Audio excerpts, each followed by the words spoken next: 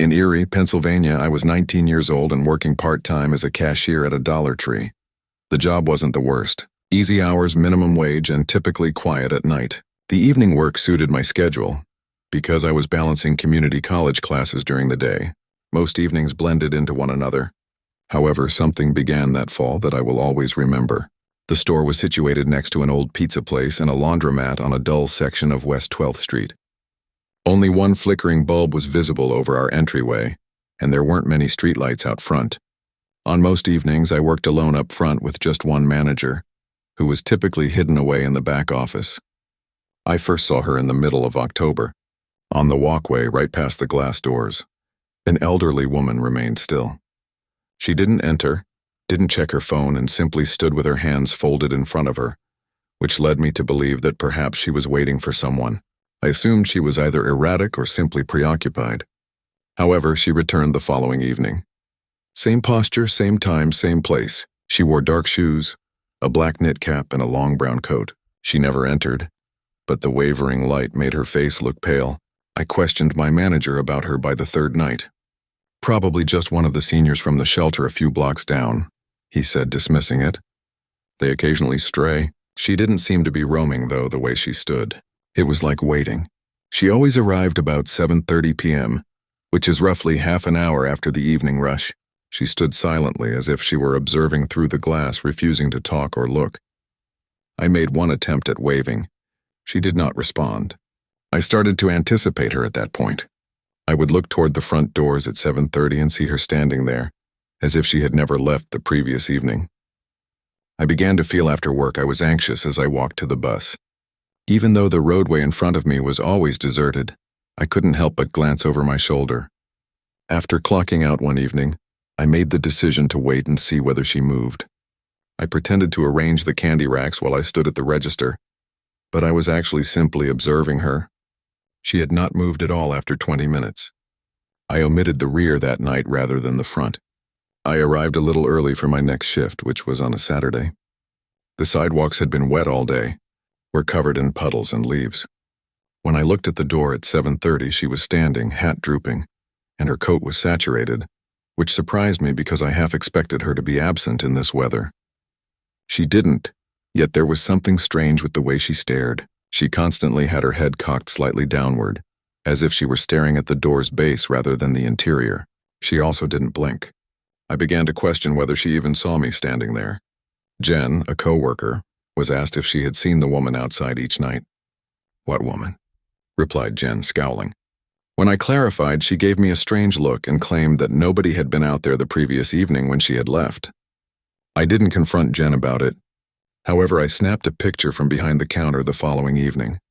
I waited for her to reappear before stealthily taking a photo. There was nothing on my phone when I looked down at it. The walkway was deserted, as if I had captured a picture of the air that profoundly affected me. I even did some cleaning the glass to ensure there was no reflection or smear. However, she remained in the same spot as before, like a statue, still as death when I looked back up. I had a dream about her that night. She was in the supermarket following her hand across the racks as she went down aisle 4. I was unable to move during the dream, so I merely watched her turn slowly in my direction. After stopping in front of the greeting cards, I began to excuse myself from work more frequently by claiming to have schoolwork to complete. However, when I did go, rain or shine, weekday or holiday, she would be there. My manager yelled, "Don't start getting weird," when I asked her again whether she knew anything. This store is a problem in and of itself. I so ceased inquiring, yet my thoughts persisted. I looked up local obituaries and missing folks on Google. An elderly woman was discovered outside a shop on West 12th years ago. According to one article, she appeared uncannily familiar in the low-quality black and white photograph. Same face, same coat. I told myself that it was merely my brain creating links where none existed, but I knew better in my heart. There was something about her appearance. The fact that she never acknowledged anything or moved. It was not human. Something seemed to be acting. I promised myself I would stop. The tension was not worth the part-time work, but I couldn't afford to give up the schedule and I needed the money. I continued to attend despite the fact that each night made the closer 7:30 drew, the more queasy I felt. Then one evening I was alone myself at closing since the manager had left early. She wasn't there, but I kept my eyes on the door. For the first time in weeks, she was nowhere to be seen at 7:30. I felt a strange sense of relief until I heard a movement on aisle 4. The shop was deserted. An hour ago, we had shut the doors. Perhaps someone had slipped in or lingered behind, so I shouted out. No response. I strolled leisurely along the forceful thumping in the aisle. I noticed a coat's edge vanishing around the corner at the end of the row. I took a step back. I didn't pay attention. I was unable to. I reached for the phone behind the desk and tried calling the manager, but it kept ringing without getting a response. I had dreamt it, I told myself. It's just nerves. Then behind me, I heard faint footfall on the tiles. There was nobody there when I turned. However, one of the birthday cards was open and resting in the center of the aisle. I grabbed it. The interior was vacant, just empty. I set it aside and picked up my bag. I had no intention of remaining any longer. Once more, I went out the back. She was standing in the alley by the dumpster when I turned around, almost at the bus stop. Her face was dimly illuminated by the flickering light above, but her coat, posture, expression, and sound were all the same. The rear entrance. I choose not to ride the bus. I continued to walk. I gripped the phone tightly. That night, I walked 2 miles home. I then gave my 2 weeks' notice and just worked early shifts. I never saw her again, and I never worked another night shift. However, the sensation persisted. I would swear I saw her coat disappear behind a car when I was strolling through a parking lot. I once discovered a blank card in my mailbox. Blank, no handwriting, no envelope. Even though I tossed it away, I occasionally still consider it. I left that job more than a year ago. However, I continue to stay away from that area of West 12th Street. I occasionally see my reflection when I pass a shop at night.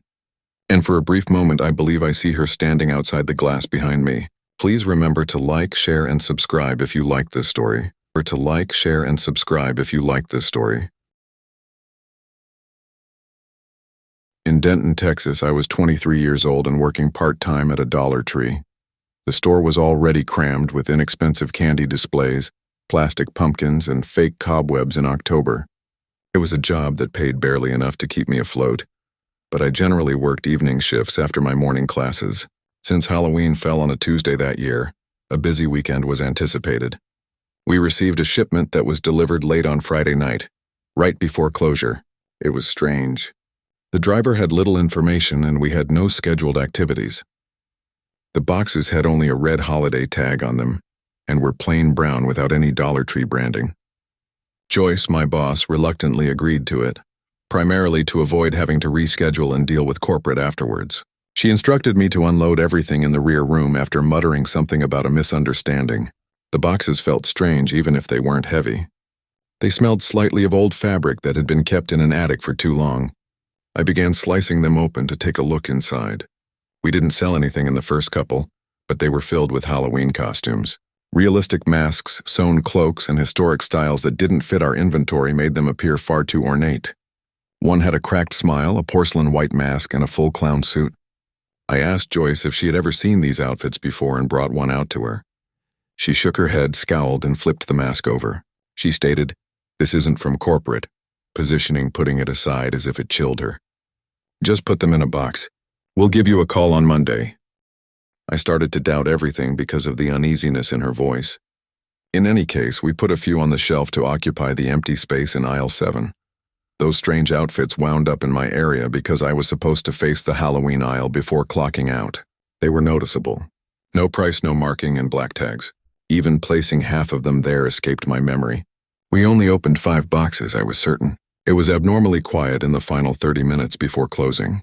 Only 2 customers remained on the streets after customers had started to leave. One of them, a child, murmured something to his father while pointing to the outfits. With an uneasy expression, the man led him away without a word. Something about the child's expression stayed with me as I watched them go. One of the outfits was gone when I came back to the aisle a minute later. Not purchased, simply absent. I examined the floor, looked around, and even asked the other cashier whether anyone had taken it.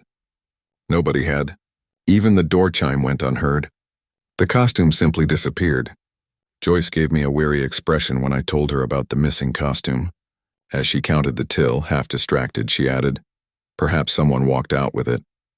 However, the cameras revealed nothing, and we both knew the door's sensors would have triggered. In the past 10 minutes, nobody has traversed that aisle. That night, I didn't sleep well. Even though my flat was silent, the thought of the costume going missing kept coming to mind. I couldn't stop thinking about the broken clown mask and how something like that could simply disappear. Even though I didn't bring anything tangible, it felt like I had invited something home. Saturday's shift got off to a sluggish start. The store was buzzing in the morning as usual. College students purchase inexpensive party supplies while parents gather decorations. Joyce requested that I get more of the costumes from the back room without labels. She said that they might as well be sold. People are paying attention to them. I didn't like it, but I also didn't dispute. One of the crates was open when I reached the back. But it's not as if we left it. It was ripped, that hurried tear that appears to have been clawed into it. The costumes were mixed up inside with some missing and others half hanging out. I made an approximate count. 3 had vanished. The rear exit was locked and alarming when I checked it. Remained unaffected. To make sure it wasn't a joke, I even took a look at the ceiling panels. No indication of a forced entry. I hastily packed up the remainder and left. My chest felt constricted for some reason while I was alone myself in that room. I handed Joyce the remaining costumes while she was back on the floor assisting a customer. "Hey," she murmured. "Have you noticed anyone returning here recently?" I gave a headshake. She appeared uncomfortable once more, but she didn't press. She returned to the register after leaving them on a cart. Derek, another coworker, and I closed that evening. He didn't talk much, but we got along well. He called me over as we were stacking shelves at about 9:15. "Did you put this here?" he said, gesturing to the door to the break room. One of the clown costumes was leaning against the wall. I looked at it for a long time. The mask was exactly the same as the one from the previous evening. The same tiny fissure under the eye. The neck is wrapped in the same stiff cloth. That costume hadn't been touched since the previous evening. Derek hadn't either. It was not supposed to be there. I locked the storage closet door after throwing it into a box and pushing it inside. From then on, we didn't communicate much. I believe he also sensed that the costume had moved by itself. For the remainder of the shift, I continued to look over my shoulder. Joyce called me when I got up on Sunday morning. She sounded frightened. Derek failed to appear.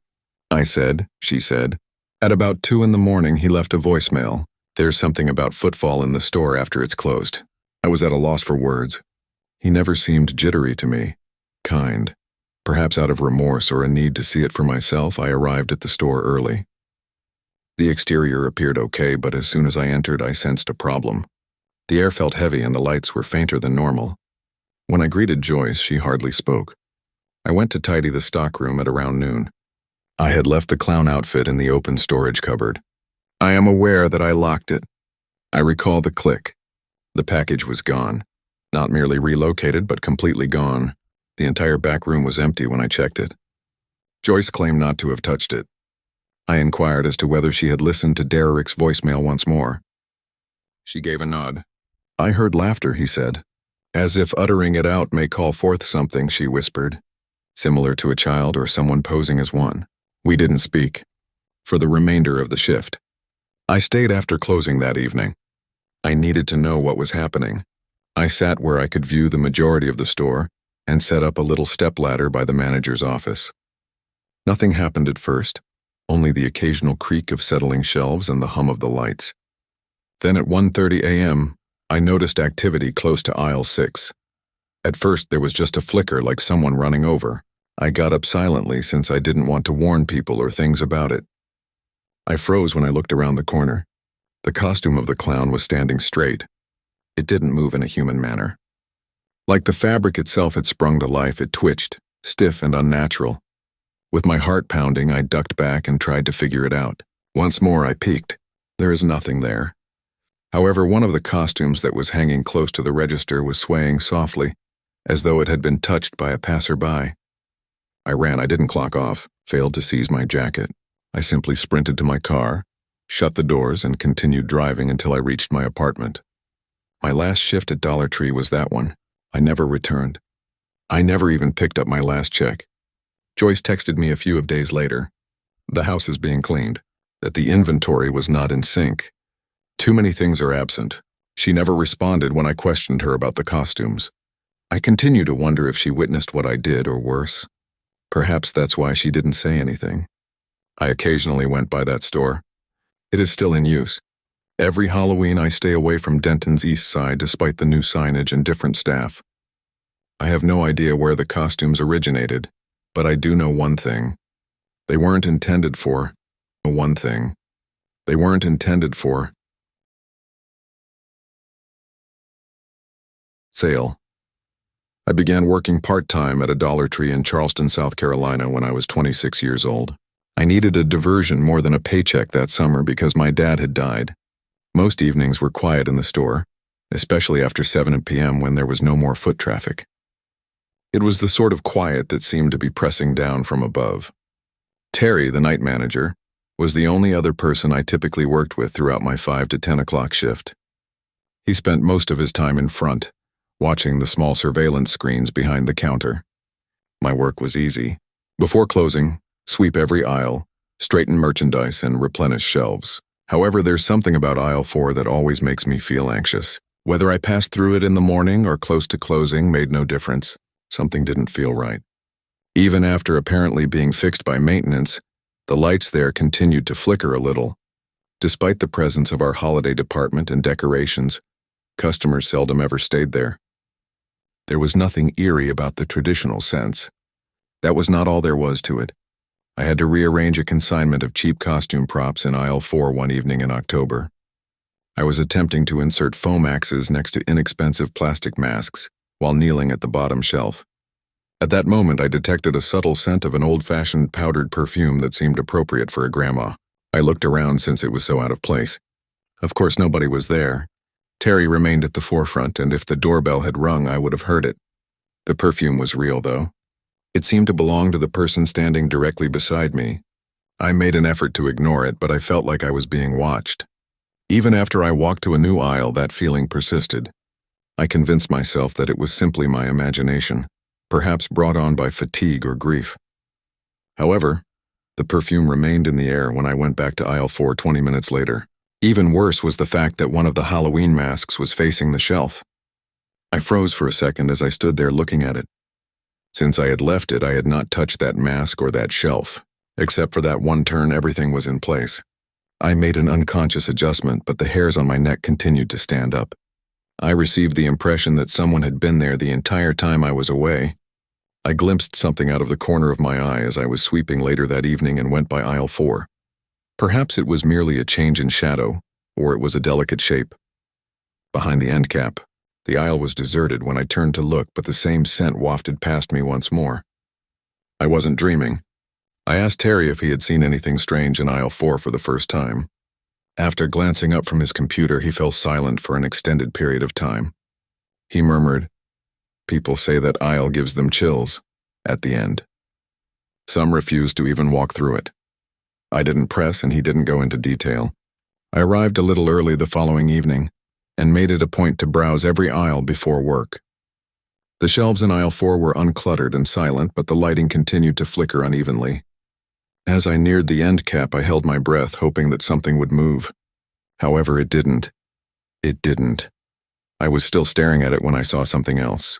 The Halloween exhibit has lost one of the ornamental tombstones. I looked over the inventory list and the tags for security. Not a single one had been sold. Terry simply nodded as if it hadn't surprised him when I informed him. "Every October we typically lose 1 or 2, he remarked. "Eventually they appear." That was nonsensical. Things didn't simply vanish and then reappear in this type of business. Too much attention was paid to the inventory for that. I turned around and inspected the aisle 3 times.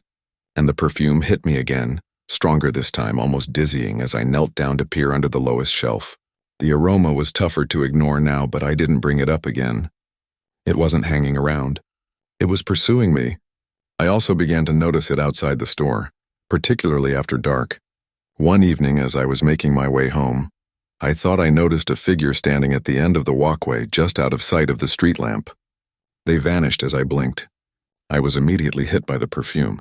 With my heart racing, I came to a halt and looked everywhere. The street was deserted. I wasn't easily frightened, but ever since that night in the aisle, I felt as though I was carrying something unseen with me. They show up eventually. I finally asked Terry what he meant by that. After hesitating, he leaned forward as if he didn't want the cameras to record. He said, "There's a story. It said that something in that aisle detects grief as if it can sense when you're in pain. I simply gazed at him. He went on to say that it doesn't follow everyone, only those with whom it connects. At first I dismissed it with a joke, but the pattern made it more difficult. A few days later, a middle-aged lone customer with a condolence card entered. As soon as she stepped into aisle 4, she spun around, seeming terrified and pale.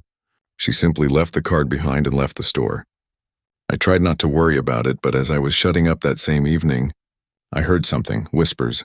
They were breathy and delicate, like someone trying to talk through a wall gap, and they came from aisle 4. I listened in silence until they ceased. Then the scent returned more strongly than before. I did not look down the aisle. Without completing my closing list, I simply turned off the lights and left. It was evident from something about that night. Whatever was inside wanted to stop being disregarded. And for some reason, it had begun to listen to me. I was already tense when I started my shift the following evening, but nothing could have prepared me for what I discovered. Caution tape had been used to block off aisle 4. Terry spoke to 2 EMTs while standing close by.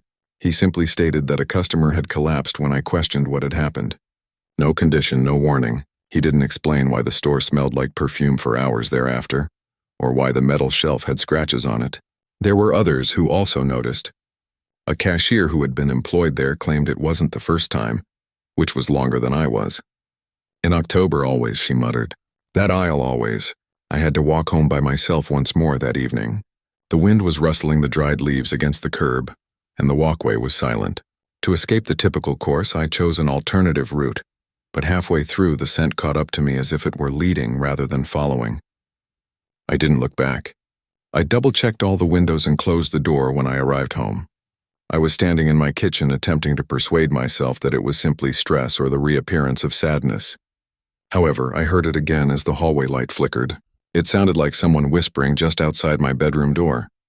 That night I didn't get any sleep. With my pulse pounding with every creak, I remained on the couch with all the lights on. I must have fainted at some point because when I woke up, there was only the slightest hint of that perfume on my jacket and the morning was silent. Without thinking, I tossed it aside. That day I made the decision to resign. Terry showed no surprise when I told him. Without saying anything, he simply nodded and gave me my final check. He whispered that certain individuals simply should not approach that aisle, particularly those who have lately lost a loved one. Even though I've been gone for a few weeks, I still feel it. I feel like I'm always a step behind that weird awareness. Even though I have a new job and a new apartment, I occasionally smell that same perfume when I stroll down specific store aisles. And I am aware that I still own it. Anything found in aisle 4 leaves the store. It selects individuals. Grieving people are like a second skin, and it doesn't let go once it locates you, not even when you believe you've moved on from it.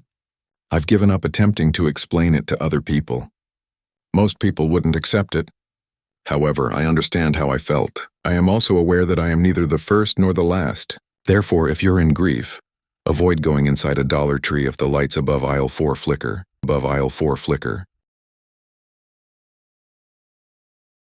I worked the late shift at a Dollar Tree in Chicago when I was 29 years old. The store was always silent at night, especially after the last client had departed and the hours were long. The sound of my shoes squeaking on the tile, the hum of the lights, and the silence had all become familiar to me. It was quiet. However, something felt different tonight. 3:45 a.m. was displayed on the wall clock. When the final client departed. I was the only person in the store. Amid the cheap plastic items, I was by myself in the aisles. I noticed it just as I was beginning to scrub the counter. On the counter was an old, crumpled receipt. I'd never seen a receipt that looked like this before. As if it had been left here for years, it was yellowed with age. I lifted it up and felt strangely cold. It was signed Robert Adams. The name felt oddly familiar, but I couldn't place it. The receipt was dated 5 years ago. Things began to feel off at that point. I was certain that I had never served anyone by that name in my time working here since the store started. The receipt showed 4 a.m., which is precisely the same time as right now. I put the receipt down and tried to ignore it. Most likely it was just an old error, something that was eventually forgotten. But the longer I looked at it, the more I thought it didn't belong there. The lights above me flickered, and the store was quiet. Half expecting to see someone, I looked around, but the store was empty. I had the impression that I was being observed. As I looked at the receipt and tried to find out what was so wrong with it, the minutes passed slowly. My skin started to itch. I tried to keep myself occupied by grabbing the broom. The more time I spent at the shop, the more I started to feel uneasy. The aisles were long, and the shadows appeared to be moving due to the flickering lights. I didn't see anything when I looked along the aisles. I had a nagging suspicion that something was wrong. The air felt colder and my footsteps echoed louder than usual. I took another look at the clock. 3:55 a.m. I felt concerned since time was going more slowly, that the hush was oppressive. I began cleaning the shelves, but I couldn't get the receipt out of my head. It was precisely 4 a.m. now. At the same moment that the receipt appeared, I froze. The hairs on the back of my neck stood up and I could feel my heart pounding. Robert Adams was who? After all these years, why was his receipt here? I looked around, but it seemed like the store was deserted. I made an effort to ignore the feeling of being watched, even though I knew I wasn't alone. I looked at the time once more and it was 4 a.m. It was the same, but I was unable to explain it. There was more to it than a coincidence. The hush was deeper and the air felt colder. I tightened my jacket, but it made no difference. It was suddenly too quiet in the store. The shadows seemed to extend unnaturally and I was unable to concentrate. I strolled, my footsteps echoed through the aisles, but the uneasiness persisted. There was a problem. It felt wrong in the store. I tried to get rid of the sensation that someone was observing me as I moved through the aisles. Now it seemed even quieter in the store, the sort of silence that was oppressive, half expecting to find someone standing there. I couldn't resist taking a quick look over my shoulder. However, the aisles were just as deserted as they had been during the night, though the receipt continued to taunt me from its place on the counter. I couldn't get it off my mind. Though I couldn't recall ever meeting him, the name Robert Adams kept repeating in my head. In an attempt to divert my attention, I chose to look around the back office. The papers might help me think more clearly. I saw something odd as I passed the aisles. This time the lights flickered for a longer period of time. The air felt cooler. I warmed myself by rubbing my arms, but the cold persisted. I had the impression that the store was closing in on me. Long shadows are cast by the tall shelves. I stopped to recover my breath when I got to the back office. I pushed the door open and it creaked a little. Even though the office was tiny and had paperwork and boxes that I didn't typically deal with, it seemed like the only place I could go tonight to escape the weird atmosphere in the store. I made an effort to concentrate on the task at hand, but my thoughts kept returning to the receipt. The time on it continued to play in my mind and the name Robert Adams appeared to be following me. I had just looked at the clock and it was precisely 4 a.m. I took a quick look at the workplace wall clock. The time was 4:05 a.m. A chill of unease ran up my spine. It was still the same time. Everything seemed to be still. The feeling that something was terribly wrong persisted. I tried to calm my breathing as I sat down at the desk. Now the silence was nearly intolerable. This was different from the late shifts I had typically worked. I was not isolated. The feeling of being observed had only intensified. I no longer had it in my head. I hurried to my feet, feeling confined. I had to leave that office. As I started to head for the door, I heard a faint but distinct sound. The gentle rustle of paper in the wind. The store's main level appeared to be the source of the noise. I froze and listened carefully. The rustling got closer and louder. I couldn't ignore it, but I wasn't sure if it was the wind, the air conditioning, or something else. I carefully took a step back toward the entrance, attempting to balance my breathing. Even though my hand was on the door handle, I was still unable to open it. My hand remained on the door handle while I stood there for what seemed like an eternity. There was an eerie silence once the rustling sound abruptly ended. My heart was thudding in my ears and pounding in my chest. No air conditioner vent was near enough to produce that sound, and there was no breeze. I inhaled deeply before carefully opening the door and returning inside the store. As I walked toward the aisles, my footfall resonating in the quiet, the lights flickered once more. The weird feeling of being watched was still there. I had to take another look at the receipt. The receipt was no longer on the surface where I had left it when I got to the counter. I felt sick to my stomach. No one had entered in any way.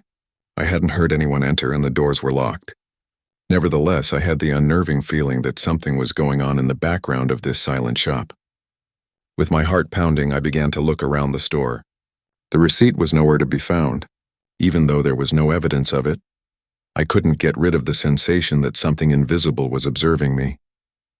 The shadows were longer than necessary, and the aisles were eerily deserted. Time seemed to have frozen even though the clock read 4:15 a.m. The shop was frozen, motionless as if the world were limited to this instant. I scanned the shelves as I made my way to the farthest aisle. At that moment I caught a glimpse of it, a dim shadow fluttering just beyond my field of vision. I spun around, but there was still no one in the aisle. The sense that something or someone was hovering just out of view was becoming more intense. I wanted to walk away, but something held me in place. The silence was intolerable and the air had become colder. I thought I was going crazy. I looked at the clock once more. 4:15 a.m. was still the time. Neither time nor the store had changed. For a while, I stood there attempting to gather myself, but my gaze kept straying to the shadows between the bookshelves. Then the slight sound of rustling returned. It was clearer and louder this time. It originated in the rear of the shop, the vicinity of the stockroom. For a moment I stood motionless, attempting to identify what it was. It sounded more like footsteps the more I listened. A beat skipped in my chest. Steps. With my thoughts racing, I moved slowly in the direction of the stockroom. Nobody else was present. Was it present? The sound of footsteps increased, but I saw no one. I was certain that I was hearing sounds. However, the sound wouldn't.